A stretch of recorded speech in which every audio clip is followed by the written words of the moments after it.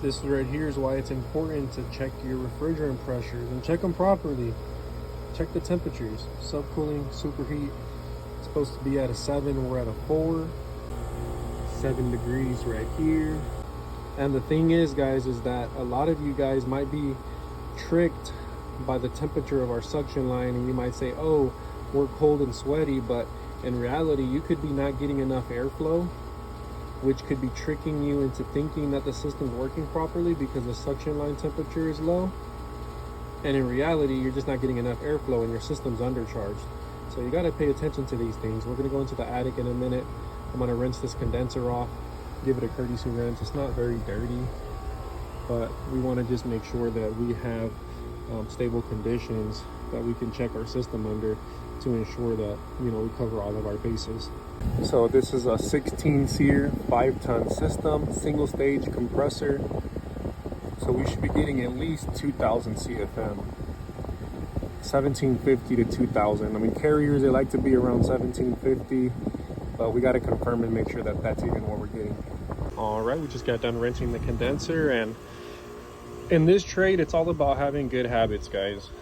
I know the condenser didn't look dirty, but if you make it a good habit of just rinsing the condenser when you're checking your charge and all that stuff, I always try to do my best to rinse the condenser, even if it looks clean, because there could be dirt and debris inside the fins, and it's going to disrupt the heat transfer of our condenser. So try to rinse the condensers off, guys. It takes about 5 to 10 minutes. If you have to do it, just do it. Save yourself a headache, save yourself some time. You don't want to misdiagnose the system and think that the refrigerant charge needs some, or something else is going on, even though you never rinse the condenser. So do yourself a favor and start developing better habits. So since we have the wireless probes, I'm going to go ahead and go into the attic and verify airflow now. The reason I always am very adamant on checking my static pressures on my system is because most of these systems, the ductwork isn't designed correctly, or they have some issue and they're not at 0.1 inches of water column where you're going to be getting that max airflow on the default speed. So here we are in the attic. We have a 5-ton zone system. So let's go ahead and check some airflow. Remember, on airflow for air handlers, you're going to check after the air handler and before the air handler. So if there's a filter, you need to figure out a way of getting in between that filter, and this is my entry point right here. And if you are just starting out, invest in a manometer, guys.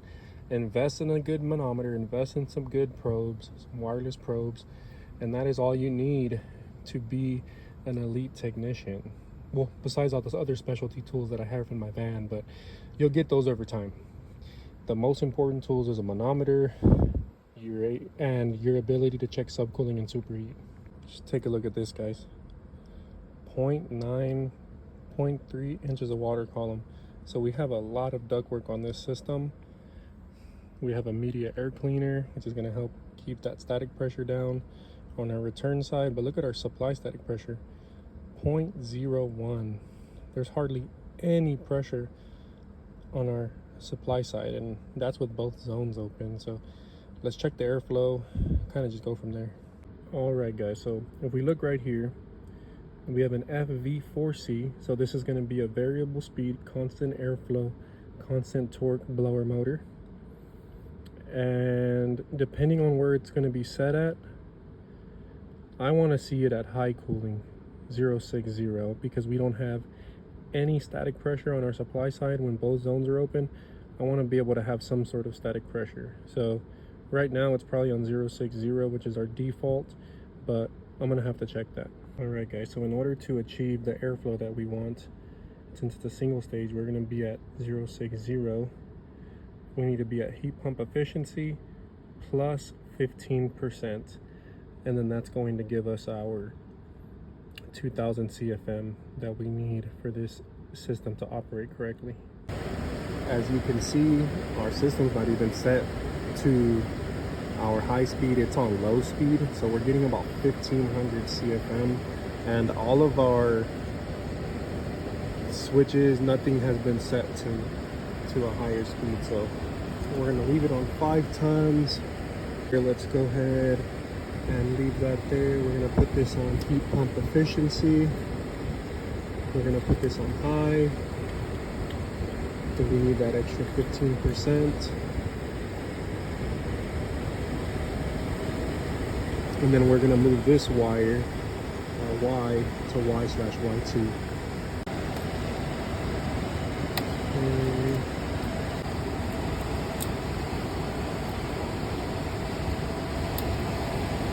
There we go, baby. Oh my goodness, look how much airflow we're getting now. We're moving some more. All right, guys, so we have our system set to heat pump efficiency, 1750. And then we also increased it by 15%. The 1750 plus 15%, that gives us 2012 CFM. So we're gonna be looking way better. We just got our airflow from 1575 all the way up to 2000. So we just increased the airflow of this system a little bit more than a full ton. Take a look at our blower performance chart. Since this is a constant torque, constant airflow motor, at 0.5 is our test static pressure. So that's when we're gonna start falling off. So from 2012 CFM, that's why it's a little bit above 2000, all the way up to 0.5, we're gonna be getting that max airflow. But when the filter or the static pressure starts to increase, then we're gonna start dropping off. So we're gonna still be way better at right here in this area, and even going higher than this than we were when we first started off. Current static pressure of this system is 0.52, so we're getting really, really good airflow now. So now what I'm gonna go ahead and do is to simulate a static pressure increase. I'm gonna close one of our vents and kind of see what happens. And the way that I do that up here without having to turn off thermostats is I just grab our damper wires and I swap my power close with my power open, and then that'll actually close the damper. So as you can see, that's the damper that's actually closing now. Okay, so now our current static pressure is at 0.79 with that damper closed. And that's the upstairs damper, which is the smallest zone on the house. The supply static pressure went up, which is really good, because when both zones are open, there's no pressure, so that means there's no throw throughout the system. And now when one of our zones closes, we're gonna have really good throw, and it's gonna be able to push more air throughout the house better. Just remember what I said, this is a constant torque, constant airflow motor.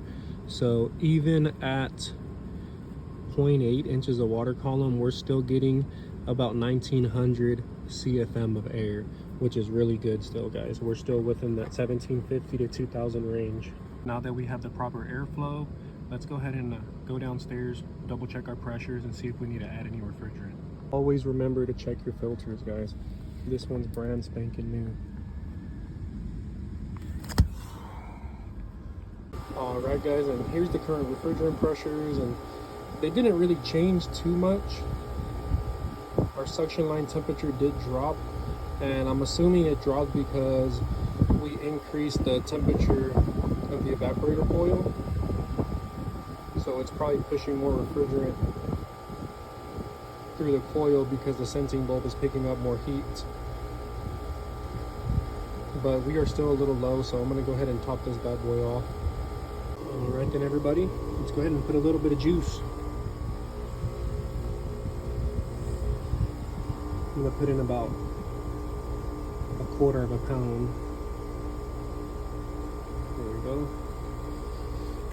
And then I'll put a little bit at a time, because sometimes these units are right about pretty good on charge, and then you put a little bit too much, and then that freaking subcoolant starts shooting up. Remember, guys, the amount of refrigerant inside the system is what determines how many BTUs that your unit can actually remove of heat. That's why you have a lot of these units that are really large that hold tons and tons of refrigerant, especially with high SEER ratings. This unit was undercharged. Everything is looking a lot better. We're hitting that 7-degree range. We're getting really, really close to topping it off. 18.3 degree delta T. That humidity's just coming down, baby. Everything is looking great. Superheat's looking good, subcooling's looking good. It was undercharged by 1.2 pounds. Just waiting for it to stabilize, because I don't know if I gotta add like a couple of more ounces. We went ahead and put in about 1.5 pounds of refrigerant. Our subcooling is going between like 6.5 and 8 degrees. I'm not gonna add any more refrigerant. Superheat looks really good, guys. Everything is looking great. So much better. 18.2 degree temperature differential. Don't be that technician that gets tricked into thinking that the system is working properly, but it's not, and it's all airflow related. The system that I'm at right now, airflow. It was causing the system not to work properly. It was probably over condensating the coil, causing a whole bunch of issues that could have been prevented if it was installed correctly from the beginning. You already know what it is, baby. Let's go.